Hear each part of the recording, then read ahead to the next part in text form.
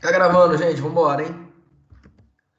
Então, aula sendo gravada, vamos focar aí no nosso tema de hoje, que é produtividade nos ecossistemas. Galera, é o seguinte, a gente vai avaliar aqui aquela quantidade de energia que está sendo transmitida de um indivíduo para o outro na cadeia alimentar. Lembra que a gente falou de cadeia alimentar? E uma característica de cadeia que mencionamos é que a energia ela sempre tende ao quê? A diminuir. A energia na cadeia alimentar ela só tende a diminuir, tanto que nas pirâmides de energia, o que que acontece? As pirâmides de energia elas só são daquele padrão direto, aquela base larga e o cume estreito, aquela pirâmide tradicional. Então, pirâmides de energia só são assim. Por quê? A energia na base da cadeia alimentar, ela é abundante, conforme a gente vai caminhando para o cume dessa pirâmide, a gente vai tendo uma quantidade de energia menor. Então, pessoas, a gente vai falar sobre isso aqui na produtividade dos ecossistemas. E eu quero que vocês peguem um caderninho, um post-it, vai anotando até mesmo no celular, anotar as informações que eu estou passando para vocês, tá ok? Então, primeiro tópico da nossa aula é você identificar o que que é um PPB. PPB, pato, pato, bola, PPB. O que que significa isso? Produtividade primária bruta. Produtividade primária bruta.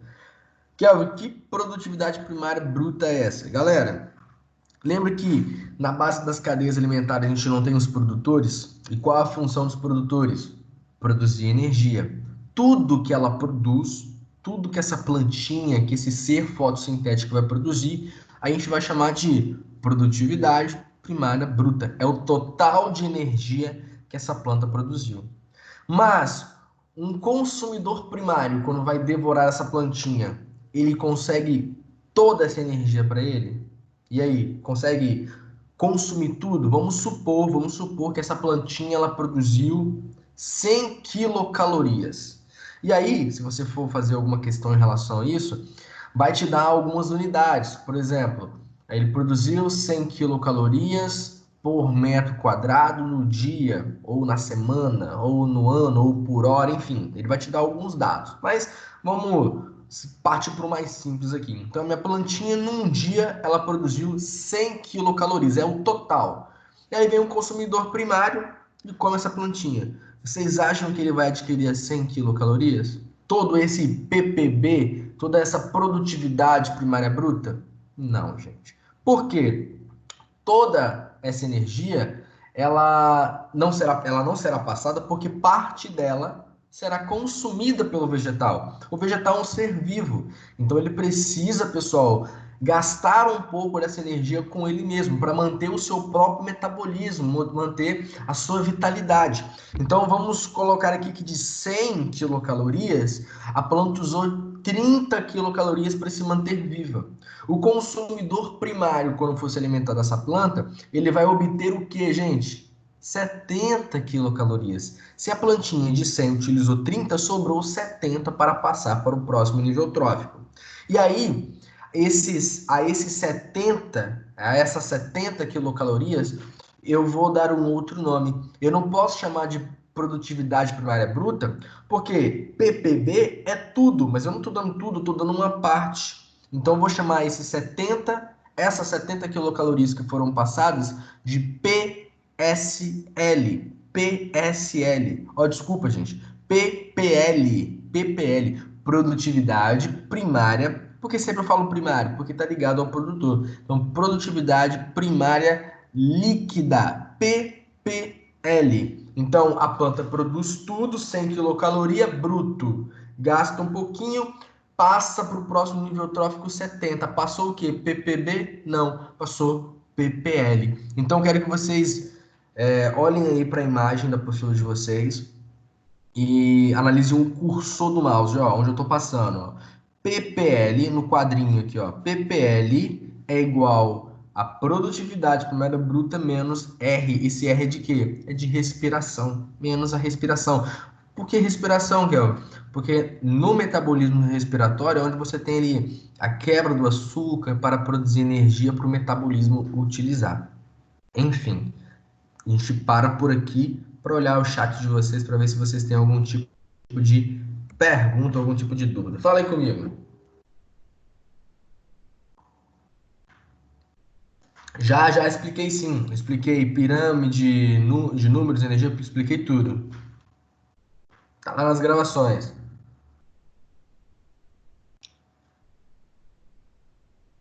Certinho. E aí, gente? Fala comigo. Mais alguma colocação, alguma perguntinha? Fala comigo aí, gente. Não me deixa falando sozinho, não. Toma aí o seu cafezinho, o seu chazinho de maracujá. Cadê a Lana? Eduardo Simonelli, Ana Clara, Esther dos Santos. E tem a De La Fuente. Cadê a De La Fuente? Felipe Regis aí, ó. Gabriela, Isabelle, The Choice, Letícia, Lislaine, Luísa Bolt. Cadê, gente, por Maria Clara, Paola, as Pietras. Tem Pietra Alves e tem também a Pietra Tagarro. Pietra Bresciani. Acho que é isso. Bresciani. Rebeca, Sofia, Thaís. Gente, cadê vocês?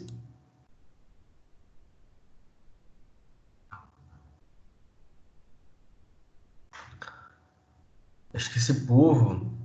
Acho que eles foram dormir. Vocês estão dormindo, né, povo? Acorda. Acorda aí, gente. Diga, Luísa.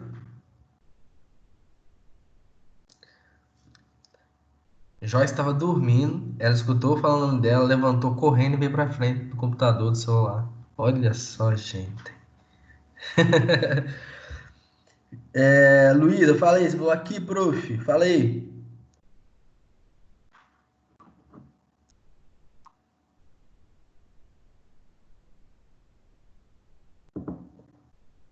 Ai, ai. Joyce, essa risada condena. Saiu vazada pra frente do celular. Ai, gente, cadê a.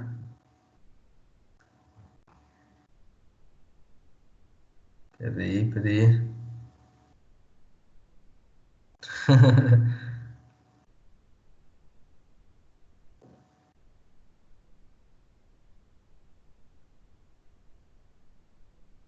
Ah, tá, pô. Agora eu entendi, Luiz. Meu Deus, eu tô devagar. É depressão pós-traumática. Falar aqui, pô, eu entendi que você tava ali. Entendi. Meu Deus do céu. Bom, povo. Então, o que a gente falou até agora foi de produtividade primária bruta e primária líquida. Mas depois que essa energia ela foi para o consumidor, como que a gente deve chamar ela? Lembre-se que o primário faz referência ao produtor. Então a gente está agora nos consumidores. O termo vai mudar. Vamos lá. O que o consumidor primário ele teve acesso foi o quê? Foi ao PPL. Lembra? Produtividade primária líquida. Só que esse PPL ele é o todo que esse consumidor tem. Concordam comigo, gente? Pensa, vamos lá, volta na plantinha. A planta, ela produziu um todo que a gente chamou de PPB, produtividade primária bruta. Ela gastou um pouco e passou para o próximo nível trófico o PPL, a produtividade primária líquida. Líquida referindo-se, tendo como referência a planta. Mas para o consumidor, esse líquido que era para a planta é tudo para ele. Então a gente vai mudar o nosso termo para falar de consumidor. Olha na apostila aí, gente. Nós vamos chamar, olha só que coisa linda, de PSB. PSB. Por que PSB? Produtividade secundária bruta. Produtividade secundária bruta. Aí, gente, essa produtividade secundária bruta ela é igual ao PPL. Ó, vamos lá, de novo, hein? É porque essas siglas aí podem te confundir. Eu tinha um PPB. Eu tinha um PPB. O PPB era 100 quilocalorias. Olha para mim aqui, 100 quilocalorias, certo?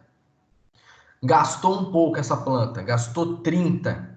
passou para o próximo nível trófico o ppl, 70 quilocalorias.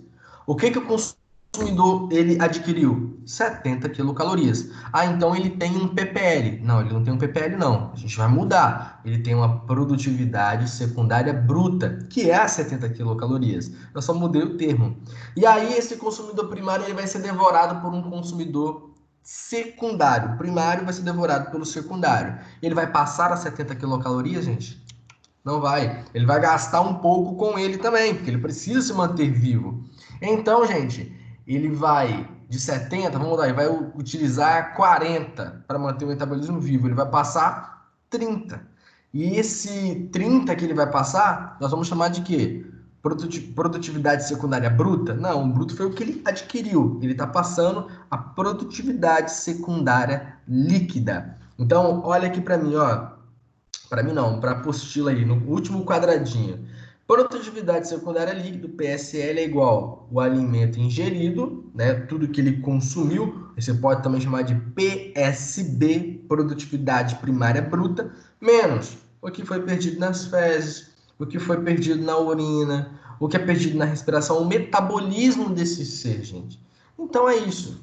O que vocês devem saber sobre produtividade nos ecossistemas é justamente isso. O que é uma produtividade primária bruta, o que é uma líquida, o que é uma secundária bruta, o que é uma secundária líquida. Tem algum tipo de dúvida aí, gente? Fala comigo.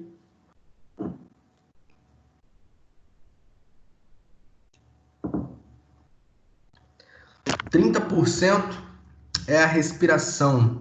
Não entendo o que seria produtividade primária ou secundária. Ó, quando eu falo em produtividade primária, Pietra, eu estou querendo me referir às plantas. Eu estou me referindo ao vegetal. Quando eu falo de secundária, eu estou me referindo ao consumidor. Ok? Então, ó, produtividade primária bruta. Esse primária vem de planta. Então, é tudo que a planta produziu. Produtividade primária líquida é o que a planta produziu menos o que ela gastou. Beleza? Aí passou para o consumidor. Ele vai ter, quando ele comer, ele vai ter uma produtividade secundária bruta. Foi tudo que ele comeu. O que ele vai passar? A produtividade secundária líquida. Porque ele vai comer 70 quilocalorias. É só um exemplo, tá? Ele comeu 70 quilocalorias, gastou 40. Ele vai passar 30. Esses 30 é o que sobrou. Então é o líquido. Peraí, consumidor da planta é o secundário? Não, ó. A planta ela é um produtor. O consumidor da planta é um consumidor primário. Aí quem come o consumidor primário é o consumidor secundário. PSB é produtividade secundária bruta. Isso aí, ó, Gabriele. PSB é a mesma coisa que alimento ingerido? É a mesma coisa, gente. Mesma coisa. Isso aí. Porque é o que ele adquiriu, né? O que ele ingeriu. Muito bem. Mais alguma dúvida, gente? Pode perguntar aí, fica à vontade. Hum, chazinho tá bom, hein, gente?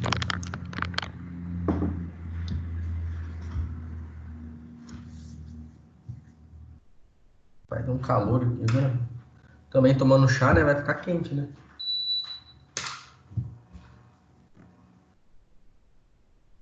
Pode sim, Pedro. Liga aí. Ei, professor. Ouvindo, pode falar. É só sobre produtividade primária. Tipo assim, o exemplo, a planta, ela é a produtora, e aí vem, por exemplo, o coelho, e ele é o consumidor primário, é tipo o bicho que comer o coelho é o consumidor secundário, é isso? Pera aí, o áudio deu uma falhadinha. Fala de novo, por favor. Tipo, a planta, ela é a produtora, né? E aí, Uhum. quem comer a planta, tipo um coelho, ele é o consumidor primário, né? É assim. Isso E aí, aí. quem comer o coelho é o secundário. Isso Ah, aí. beleza. Eu tava confusa aí. Valeu. Valeu. Mais alguém, gente? Mais ninguém? Tá tranquilo assim? Então, ó, vou mostrar um negocinho pra vocês. Vamos dar uma olhadinha aqui em algumas questões. Tem muita gente que não tá fazendo questão, hein? Vamos aqui dar uma olhadinha em algumas questões. Vem comigo. Ó, vamos fazer essa questãozinha aqui. Olha só que questão fácil, gente. E outra coisa, olha aqui para mim. Inscrições do Enem abriram hoje. Vocês, primeiro ano do ensino médio, façam inscrição, tá? Não vem da migué, falar, ah, não, eu vou fazer o ano que vem. Não, tem que fazer desde já, gente. Porque você já treina uma esse ano, treina mais uma no ano que vem, no segundo ano, no terceiro, você já tá craque em Enem já, gente. Você tá quase formulando a prova do Enem já. Então, faça a sua inscrição, não perca tempo, abriu hoje. Corre lá. Aí vamos lá, exercício 4 aqui. Ao analisar os ecossistemas terrestres, percebemos que na maioria das cadeias alimentares, as populações que ocupam os níveis tróficos mais distantes dos produtores tendem a ser menores do que aquelas que ocupam níveis tróficos mais próximos deles. Observe a pirâmide de números a seguir. Então, eu tenho aqui na base um trevo, um caramujo, tico-tico e o gavião. Eita, você tinha perguntado aí, ó, o trevo, a plantinha, o produtor, caramujo, consumidor primário, tico-tico, consumidor secundário e gavião, consumidor terciário. Vamos lá, ó. Vamos para o comando da questão. A população que ocupa o quarto nível trófico, quando comparada com a população que ocupa o segundo nível trófico, é menor pelo fato de... E aí, galera, sagacidade pura. Perceba que ele não falou consumidor, ele não falou produtor, ele falou nível trófico. E aí, vamos lá. A população que ocupa o quarto nível trófico. Quem é a população que ocupa o quarto nível trófico? Ó, primeiro nível trófico é a planta. Segundo nível trófico é o caramujo. Terceiro nível trófico é o tico-tico. Quarto nível trófico é o gavião. É a quarta posição na cadeia alimentar. Quando comparado com a população que ocupa o segundo nível trófico, quem é segundo, quem está em segundo na posição, ó, produtor primeiro e caramujo segundo. Então está comparando gavião com caramujo. Letra A, vamos lá, ele é menor pelo fato de a população do quarto nível trófico é menor do que a população do segundo nível trófico, pelo fato de apresentar competição intraespecífica pelos recursos disponíveis no ambiente. Aí você pensa, ai meu Deus, será que o gavião ele vai competir com o caramujo? Gente, olha só o termo, relaxa. Ó, competição intra específica da mesma espécie. Caramujo e gavião é da mesma espécie? Em nome de Jesus, não. Beleza? Letra B. Haver uma redução é menor pelo fato de B. Haver uma redução da disponibilidade de energia ao longo da cadeia alimentar. Ó, fica ligado nessa aí. Vamos reservar saber. Vamos para C. É menor pelo fato de existir uma demanda elevada de vegetais pelos herbívoros. Não, né? É por conta disso que o gavião é menor? Porque existe uma demanda elevada de vegetais pelos herbívoros? Não tem muita ligação com isso. D. Haver uma lentidão na reposição de nutrientes pelos decompositores. Gente, pode até haver lentidão, mas quem vai usufruir da matéria decomposta não é o gavião, é o trevo, é o produtorzinho aqui. Tudo bem? Letra E. Haver na população é menor pelo fato de haver na população. Agarrei aqui. É menor pelo fato de haver na população que ocupa o terceiro nível trófico uma dificuldade em capturar presas. Bom, também não influencia o gavião. O tico-tico que tem uma dificuldade em capturar presas. Tá, mas o que isso tem a ver com o quarto nível trófico? Gente, a resposta correta é haver uma redução da disponibilidade de energia ao longo da cadeia alimentar. Por conta disso. Lembre-se que a energia ela tende a diminuir e é ela que limita a cadeia alimentar ter essa infinidade. Ela tem um finito, ela tem um término. Ela não pode ser muito longa porque justamente isso. A energia ela só tende a diminuir. Moleza essa questão, né?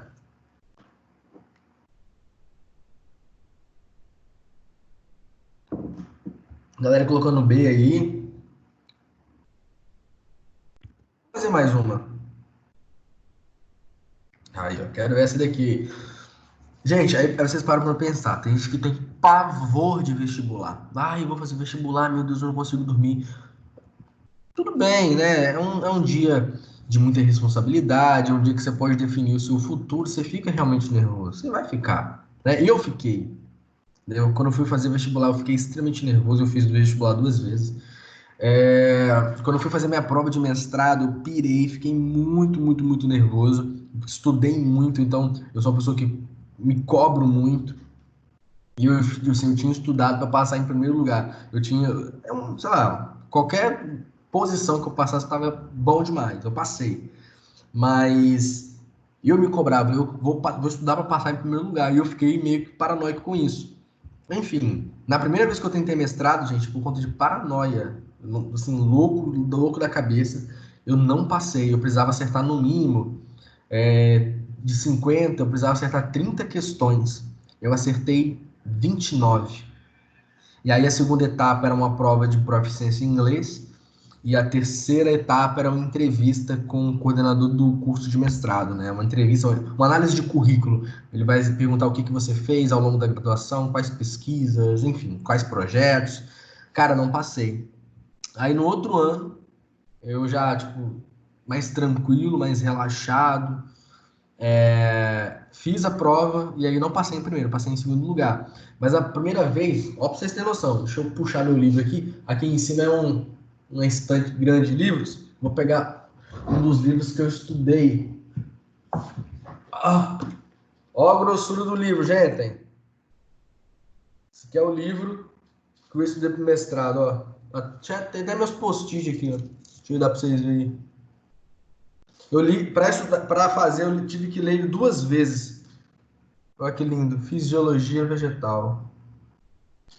Ele só 890 páginas. Ah, não. 918 páginas. Lindo demais, meu neném esse aqui. Bom, então, gente, vocês. Por isso que é importante vocês fazerem Enem, para vocês perderem um pouco desse nervosismo. E fazendo Enem, fazendo questão, gente, vocês percebem que não é tão difícil assim. Que as coisas estão na nossa cabeça. Vocês viram a questão agora né, uma questão aí em relação a esse conteúdo, é tranquilo. Agora a gente vai fazer uma questão agora da UFES, Universidade Estadual de Feira de Santana, né, na Bahia, questão recente, questão de universidade que está sendo colocada para você testar o seu conhecimento. Então vamos embora. A figura mostra uma cadeia alimentar em que cada nível trófico está associado a um círculo de diâmetro específico. Então, ó, primeiro nível trófico, fitoplâncton. Segundo nível trófico, zooplâncton. Aí vamos ter alguns invertebrados. Temos peixes, ó, terceiro, quarto nível trófico, quinto nível trófico, sexto nível trófico. Então tem uma sequência aí de organismos. Beleza? Os círculos associados a essa cadeia alimentar quantificam a energia disponível, a biomassa disponível, o número de indivíduos, a concentração de metais pesados ou a produção primária líquida. E aí, gente? E aí? O que vocês acham? Coloca a resposta de vocês aí.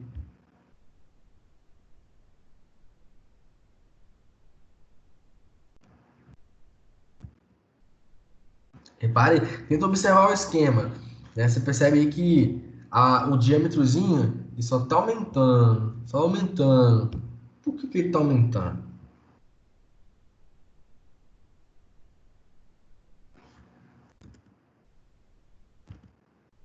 É?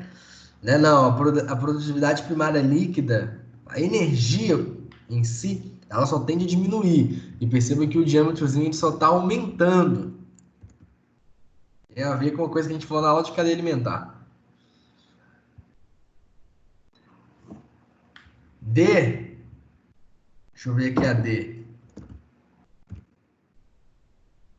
A concentração de metais pesados. Tá certo essa, hein? Tá certo essa daí, hein? É letra D, gente. Como assim? Eu nem pensava nisso. Galera, vocês lembram na aula de cadeia alimentar que a gente comentou sobre a poluição nos rios e falamos de bioacumulação e magnificação trófica, lembra lá da magnificação trófica? Quando você lança metais pesados ou qualquer outro produto que não é biodegradável, o que acontece? Ela tende a se acumular nas cadeias alimentares. E quem fica lá no final da cadeia alimentar é aquele ser que vai ter a maior quantidade dos contaminantes. Porque para pensar, ó, todo mundo se contaminou. Olha no esquema aí, todo mundo se contaminou, porque jogaram nesse rio, nesse corpo hídrico, metais pesados. Então todo mundo está contaminado. Mas aí que está o problema. O zooplâncton come o fitoplâncton. Então ele acaba obtendo todo o metal pesado que estava no fitoplâncton. O que estava no fitoplâncton passa para o zooplâncton. E ele já estava contaminado, hein? Então ele aumentou a toxicidade. O invertebrado comeu o zooplâncton, então ele acabou adquirindo a contaminação do fito, do zoo e agora juntou com a dele. E assim vai. Quando chega no mamífero marinho, gente, ele pega a contaminação de tudo que estava na cadeia alimentar. Então, por isso que o diâmetro do círculo ele vai aumentando, porque está aumentando a concentração de metais pesados. Esther aí, que foi a que chutou, parabéns, velho. Mandou bem demais. Vamos fazer mais uma? Descer aqui um pouquinho. Vamos fazer uma, galera, de ciclos biogeoquímicos.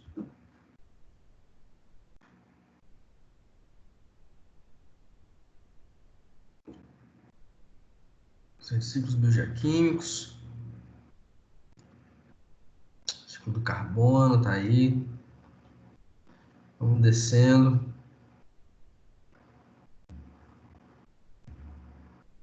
Cadê as questões, Jesus? Apareça, trem. Aí, ó, questão. Nossa, aqui é uma questão muito grande.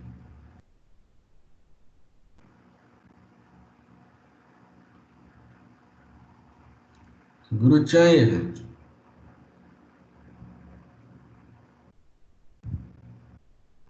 Vamos fazer essa daqui.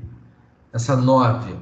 Universidade Federal de Santa Catarina, 2018 também. Questão recente.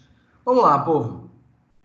Com a eleição de Donald Trump para a presidência dos Estados Unidos, muitos cientistas mostraram-se preocupados com suas manifestações céticas quanto às causas do aquecimento global. Recentemente, os Estados Unidos saíram do chamado Acordo de Paris.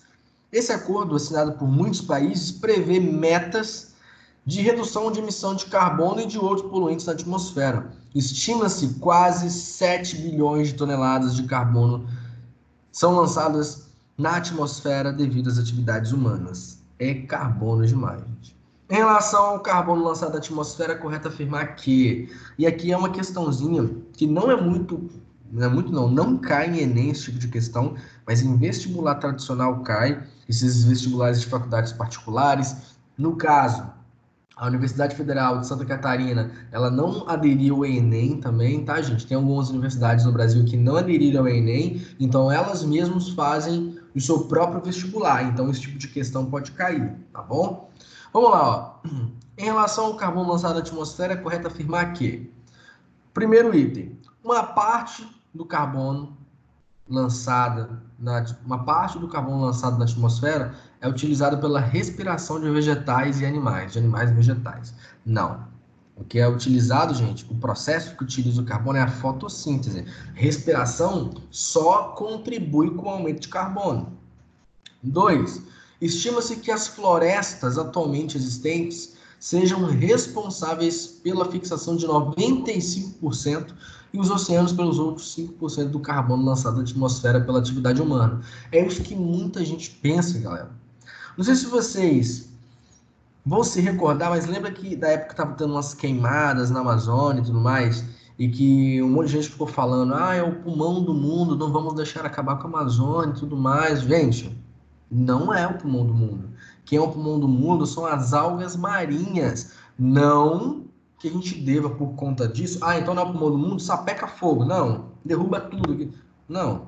A gente tem uma biodiversidade, uma série de espécies endêmicas e que a gente tem o dever de preservar. Não é só o governo, não, a gente também. A gente tem que tomar cuidado com os nossos atos. Olha que o vídeo que a gente viu semana passada, hein?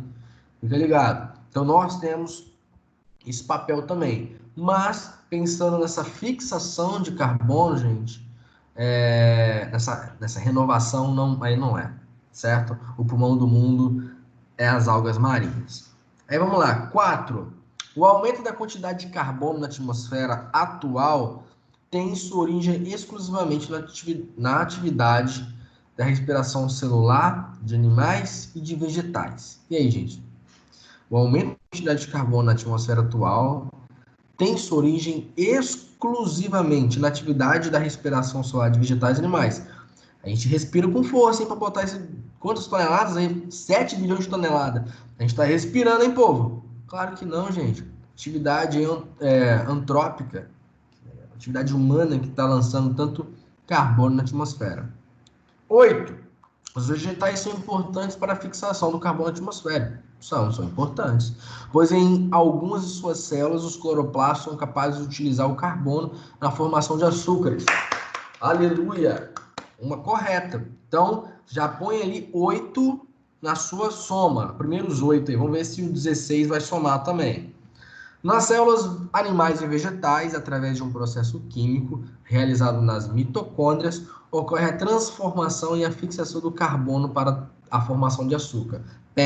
Não, gente, o nome disso é fotossíntese e não está presente nas células animais, só dos vegetais. Então a soma é 8 e acabou. É só 8, gente. A única alternativa que estava correta. Difícil essa questão? O que vocês acharam?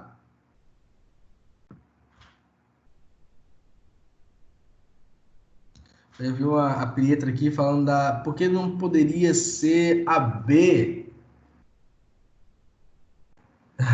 Essas questões, né, de soma são complicadas, cara, porque pode ter mais certas.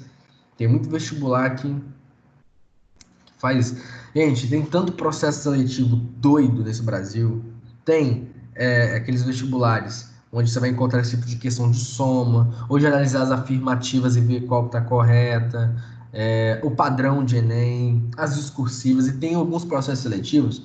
Graças a Deus isso não acontece com vocês. Mas quando vocês se formarem na faculdade, forem prestar concursos públicos, tem alguns concursos que funcionam da seguinte forma. Você está acertando ali as questões, está fazendo, está acertando. Se você errar uma questão, elimina 2 certas suas. Olha que doideira. Aí, se você não tem certeza de uma questão, deixa em branco. Não chuta, que se você chutar e errar, elimina 2 certas. Muito doido esses processos seletivos. Bom, Pietra, você entendeu lá o porquê que não é letra B? Você falou, deixa aí, mas você quer que eu volte lá? Eu volto, não tem problema não.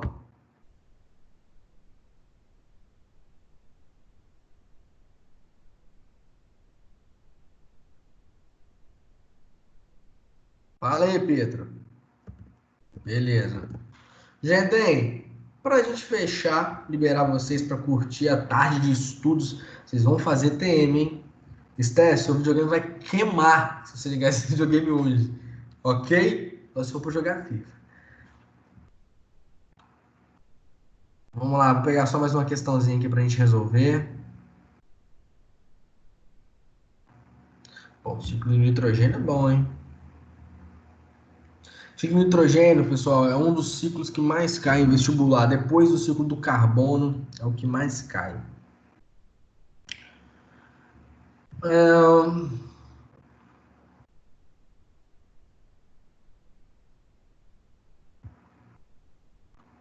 fazer essa daqui, essa 11. Tá bom, vou fazer essa 11 aí. Seguinte, a amônia NH3 é obtida industrialmente pelo processo Haber-Bosch, que consiste na reação química entre o gás nitrogênio proveniente do ar e o gás hidrogênio. O processo ocorre em temperaturas superiores a 500 graus Celsius e pressões maiores que 200 atm. Claro que é um ambiente super isolado. E pode ser representado pela equação química. Então, nitrogênio atmosférico mais H2, eu consigo formar aí, gente, 2 2NH3, né? Claro que vai ter participação de mais compostos e tal, mas, ó, de mais compostos.